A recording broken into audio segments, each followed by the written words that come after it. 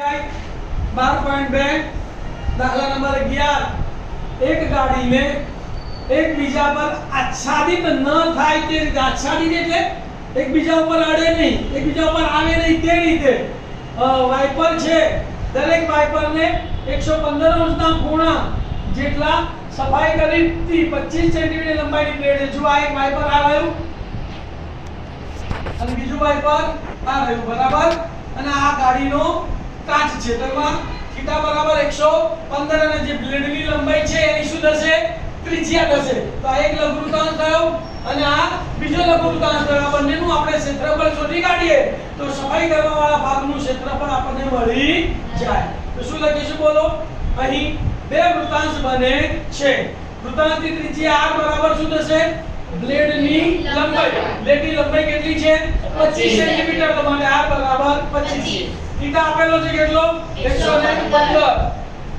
Wiper થી સાફ થતા કુલ વિસ્તારનું ક્ષેત્રફળ આપણે શોધવાનું છે તો બરાબર 2 ગુણ્યા લઘુવૃત્તાંશનું ક્ષેત્રફળ, તો બરાબર 2 ગુણ્યા લઘુવૃત્તાંશના ક્ષેત્રફળનું સૂત્ર થીટા upon 360 ગુણ્યા પાઈ r સ્ક્વેર।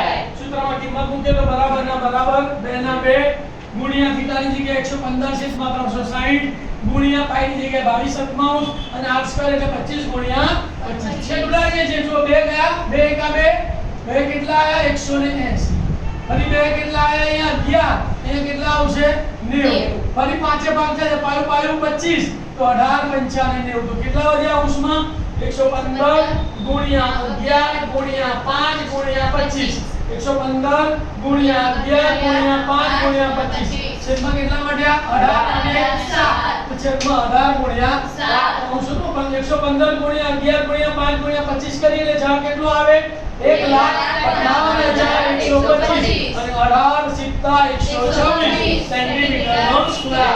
ઓકે, ખ્યાલ આવી ગયો? તો તમે આ દાખલામાં સમજ પડી હોય અને ગમે હોય તો તમે મારી ચેનલને લાઈક કરજો, સબસ્ક્રાઇબ કરજો અને શેર કરજો। Thank you. ઓમ નમઃ શિવાય।